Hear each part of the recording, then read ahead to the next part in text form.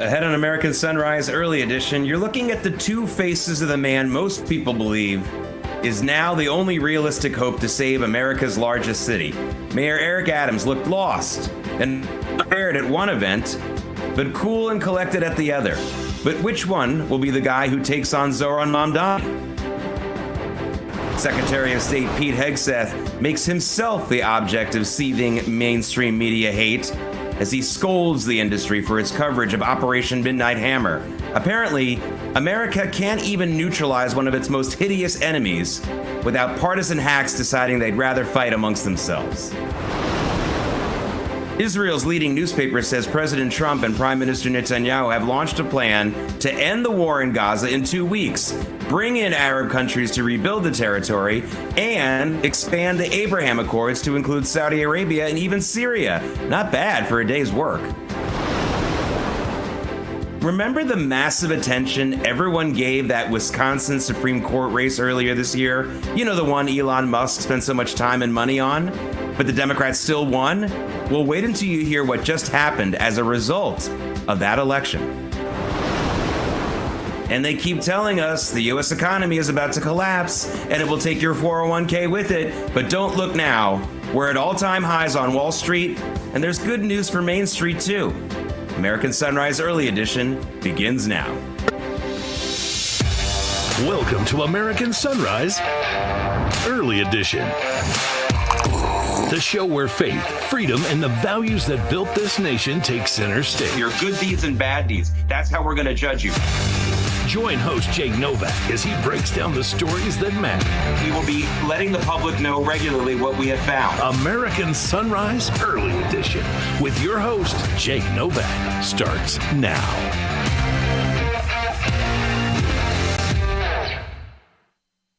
Hi, I'm Jake Novak. Welcome to American Sunrise Early Edition. It is a no-tie Friday, and can we just take a breath for a moment for what has been more than just an incredibly busy week of news here in this country and all over the world, but it's been more than that. It's been several days beyond a week.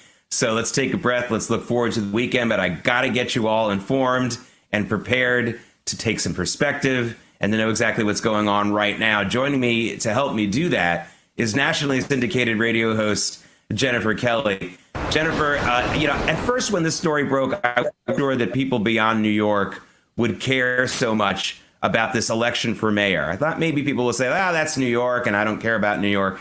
But even the people saying that in the first sentence then go on and talk about how, oh my God, those New Yorkers can't elect that Zoran Mamdani socialist communist guy. So it really is resonating nationally. So I want everyone to take a look at the guy who I think all of us agree, at least most of us, is really the only hope to defeat this guy. This is the current mayor, Eric Adams, really officially kicking off his general election campaign against Mamdani yesterday. Check this out. A lot. Yep. It gives me the time to finish the job. And this election is a real choice. This election is a choice between a candidate with a blue collar and one with a silver spoon.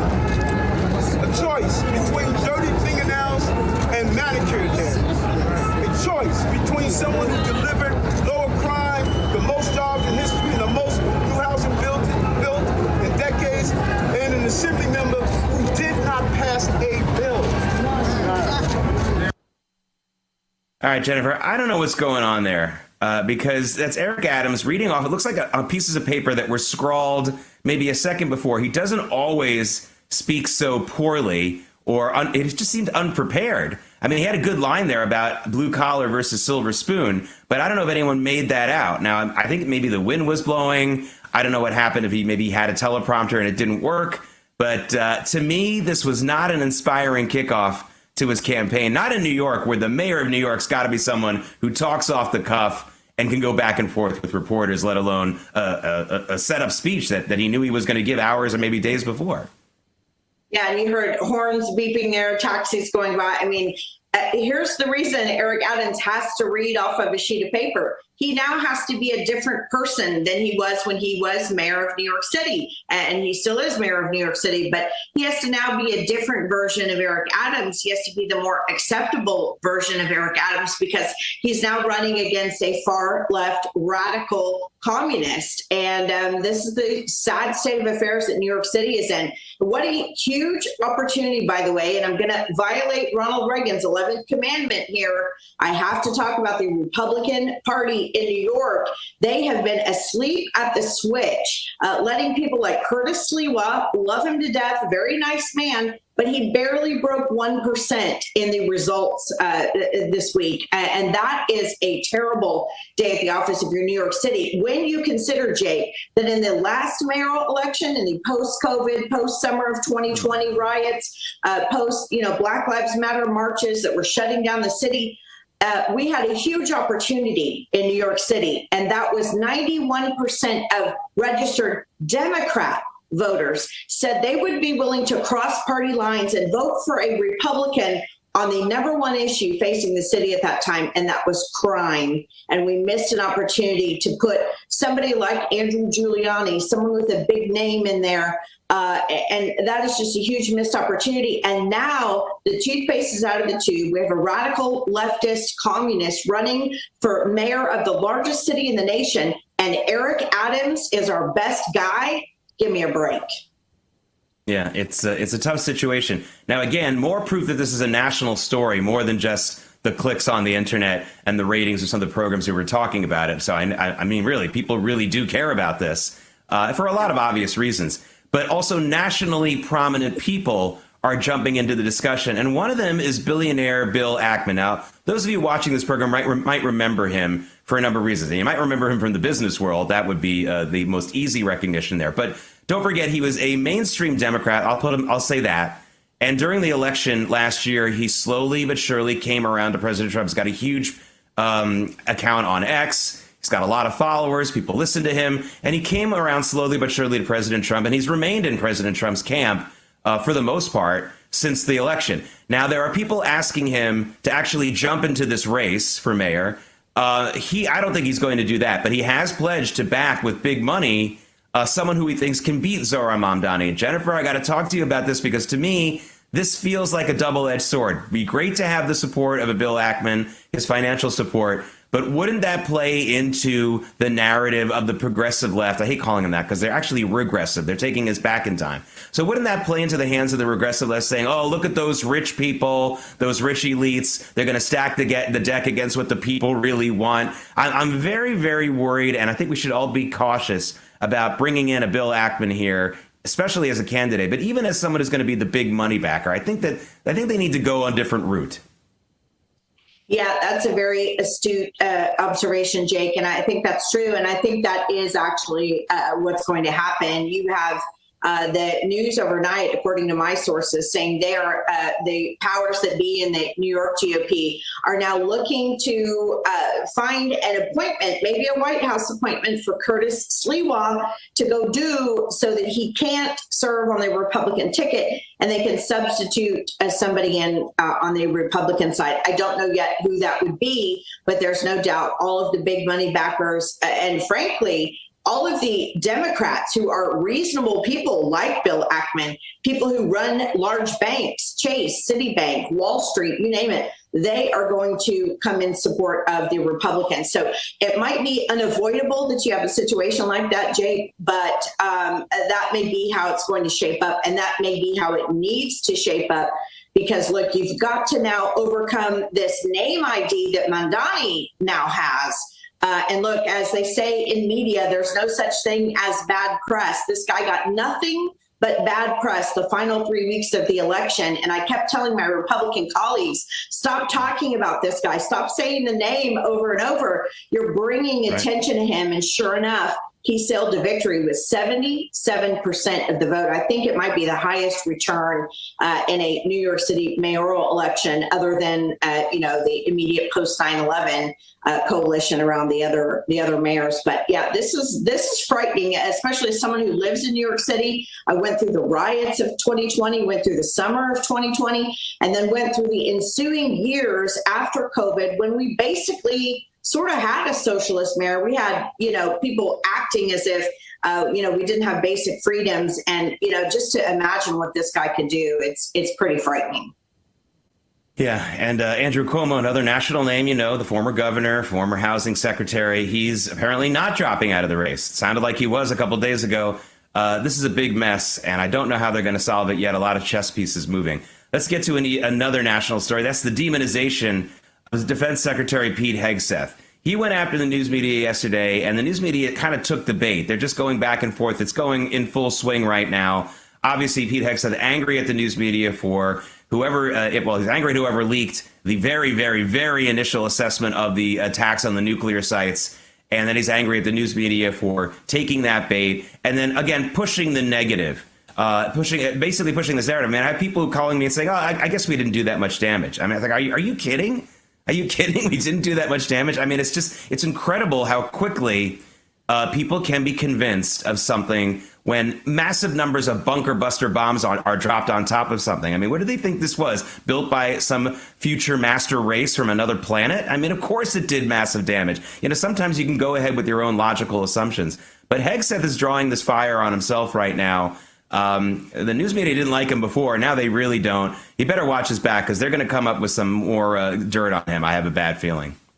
That could be. But look, I think he's such a shining example of what a great cabinet member he turned out to be, right? He had such difficulty in his confirmation hearings, the salacious rumors about him. And he has really turned out to be one of President Trump's most useful cabinet members. And to see him up there just taking command of this and really laying out the story. I mean, he really was doing storytelling, as was, by the way, the Joint Chiefs of Staff. I thought his storytelling ability and his ability to lay out the timeline and that the human side of the story of the troops who went and did the mission, I thought was just incredible. And this is the benefit of having people joke about it, having a Fox News cabinet, but this is the beauty of it, that you can go out and make a compelling case to the American people. So I would give that press conference yesterday an A++. It was beautiful. It was well done. And look, Pete Hegseth is doing what a Secretary of Defense should do, which is defending his troops, taking the ire off of his troops. Meanwhile, while he's getting the hate, the people who conducted this mission are off the radar, no pun intended to the B-2 bomber there, but they're off the radar. They're at home. They're enjoying their next meal with their families today. So that's a good thing. Yeah, and I don't have time to get to it, but also I think, listen, by the way, it's a real, who says what kind of thing. It's a real Rashomon kind of thing. People either really love or hate the performance that Pete Hegseth put on at that news conference. I've had no one go down the middle with me. Everyone either loves it or hates it. But one of the things I'd like to see also is, now that Iran is so badly damaged without major troops being involved anymore, I'd like to see the feuding within the Trump supporter world also stop. They were having an argument that was moot in the first place because we were never planning on a major troop invasion. And now they're still arguing about it, even though it's pretty much over. Jennifer Kelly, have a non-argumentative weekend, please. And thank you so much for joining us. You too. All right, coming up. Hey, what if the sky doesn't fall in the end? The loss that Trump supporters took so badly earlier this year in Wisconsin suddenly doesn't look so bad after all. Remember, Elon Musk got involved in that Wisconsin judgeship race? I'll tell you what's really happening now. You might be surprised. And I promise, I tried to get my parents to use GPS. I promise. Okay, this isn't my parents' car. That, however, this car here did make a wrong turn. Can you say wrong turn? This isn't just going down the steps. These are the famous Spanish Steps in Rome. This is a worldwide landmark. What the hell happened here? American Sunrise Early Edition is coming right back.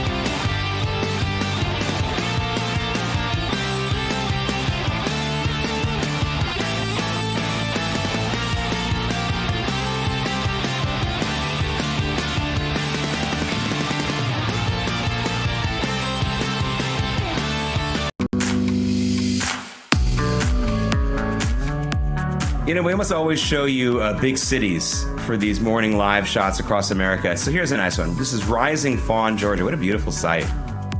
This is a beautiful country. So much that people don't see necessarily. I'm glad we got that shot up. Welcome back to American Sunrise Early Edition. I'm Jake Novak. Thank you so much for joining us. And a special thank you for those of you watching and commenting on Getter and Rumble. Okay. Wisconsin Supreme Court has rejected a request to reconsider the state's congressional maps ahead of next year's midterm elections, all but ensuring that the current maps will remain in place from 2026. Now, why is this huge news? Hey, because remember the hullabaloo in March? It was just March, folks, when all that outside money from both sides, including a ton from Elon Musk, was poured into that special election there was a vacant Supreme Court seat in Wisconsin. It was that special election, and everyone was fighting it, and everyone was told, especially Trump supporters, that if the Democrat won, they would be redistricting, and that the House majority would be lost, yada, yada, yada. Her name was Susan Crawford. That's who won, by the way.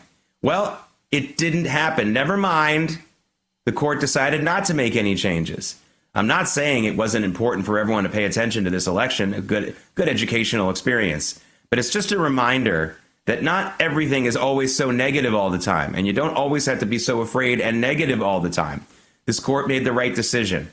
Not going to do a redistricting on the fly, and the Democrat money that went heavily into her election, all for this one reason, down the drain.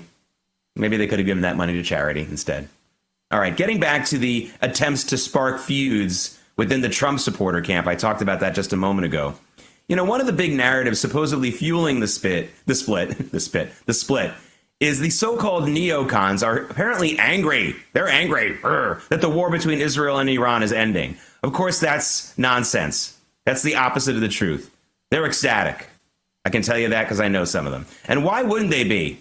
When the ceasefire essentially freezes in place the massive war gains made by Israel over Iran.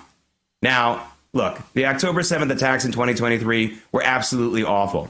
The people who died in Israel, all the civilians, about 30 of them during this brief engagement directly between Iran and Israel, awful, terrible. Iran deliberately targeting civilians. All of that is terrible. I am not making light of that at all. But Israel now wakes up this morning, and the United States wakes up this morning with Iran severely weakened. There's no other way around it. Stop listening to everyone from the far right and the far left who doesn't know what they're talking about. Hamas is almost done. Hezbollah is so weak, it couldn't even adhere to their masters in Iran when they told them to attack Israel during this brief war. They couldn't do it. They don't have the means to do so. And so here we are this morning. Everyone should be happy. I don't care what your political stripe is, certainly not within the Trump camp. Everyone within the Trump camp should be really happy because the Trump administration and its friendship with Israel made this possible. And if you're not in the Trump camp, if you're a far left liberal, you should also be happy. I'm sorry, terrorism isn't good for you either. You need to wake up and realize that. Maybe you will one day. All right, we are days away from what has been dubbed the Rio Reset. That's the greatest threat to the U.S. dollar's global dominance in over 80 years. On July 6th, BRICS nations, that's Russia, China, India, Iran. I don't know if Iran's going to be able to do it, but anyway, they're part of the BRICS nations. Many more of them are expected to unveil their plans to circumvent the U.S. dollar, thus cratering its value. They've already been laying the groundwork as their central banks have been methodically divesting from the U.S. dollar and U.S. bonds in favor of gold. How can you protect your IRA or 401k from the fallout from this landmark shift? Diversify with gold from Birch Gold Group. Historically, gold has been a safe haven in times of high uncertainty, which is right now. Get a free info kit on tax-sheltered gold IRAs by texting the word America to 989898. July 6th marks a monumental shift happening among nations that control 1/3 of the world's GDP. Arm yourself with information to diversify your retirement savings. Text America to the number 989898 and claim your free info kit from Birch Gold. Coming up, hey, tariffs were supposed to destroy the markets. Deportation, they were supposed to kill employment. And President Trump was supposed to be the Grinch who stole Christmas, Easter, Hanukkah, and Diwali. Okay, but the folks with skin in the game keep telling us otherwise. I'll tell you what they're telling us. American Sunrise Early Edition. We'll be right back.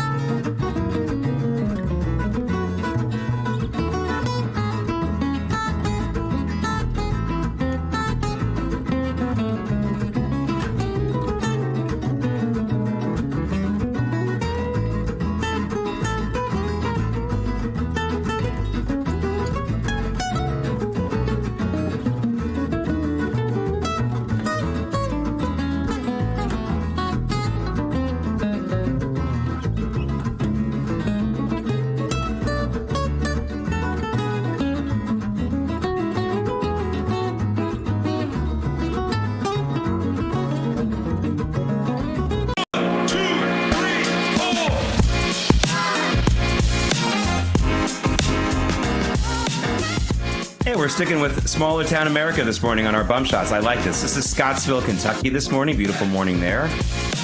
I like their lack of traffic at this time. Nice to know that there's some places that aren't dominated by cars.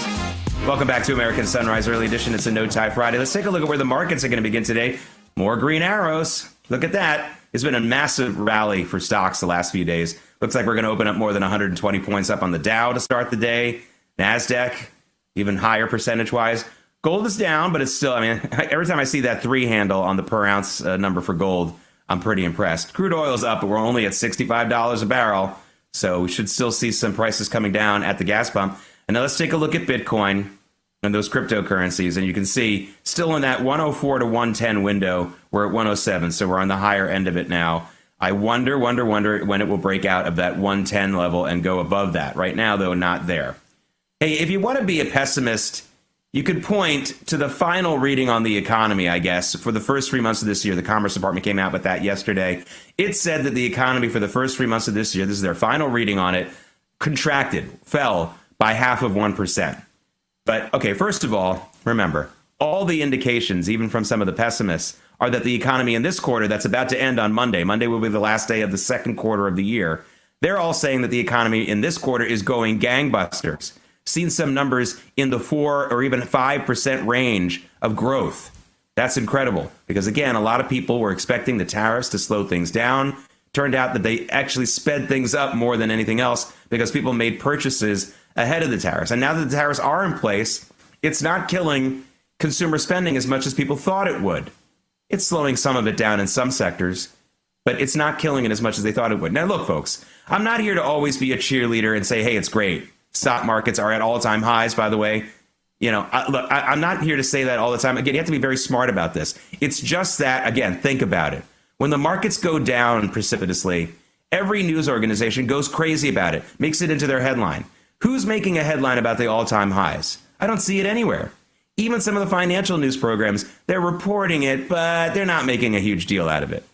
And that is just intellectually dishonest. You're going to go crazy when things go negative. You've got to go similarly crazy when they go positive. Or how about this? How about not going crazy at all? How about calmly and firmly just telling people exactly what's going on? That's what I'm trying to do here, folks. We are at all-time highs for most of the stocks right now. But most of the stock indices, they're just about there.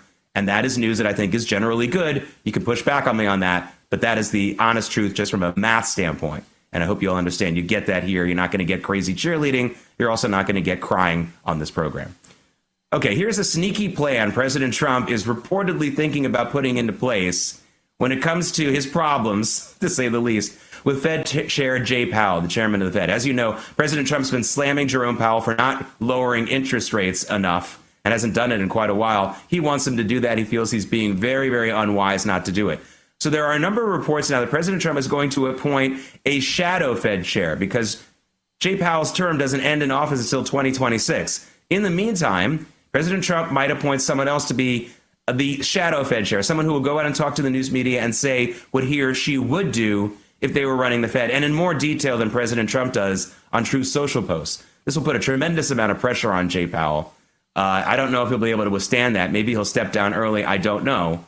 But President Trump is doing a full court press on Jay Powell and the Fed in a way that no president really has done before. And a lot of people watching, I know you want to end the Fed anyway. But this is an interesting new tactic that the president might use. Again, might. Let's see if he does it. Okay, if you can't beat him, join him. That's what the bankrupt Weight Watchers is doing with Novo Nordisk. Novo Nordisk, that's Danish company from Denmark that makes a lot of those weight loss injectable drugs like Wegovy. Now, when those became all the rage a couple of years ago, you knew it was bad news for Weight Watchers trying to push the old-fashioned exercise and diet method to try to lose weight. Now, listen, folks, I know that there are some people where that never works. So I'm not trying to pretend that diet, just telling everyone to diet and exercise is always going to work for a lot of people. But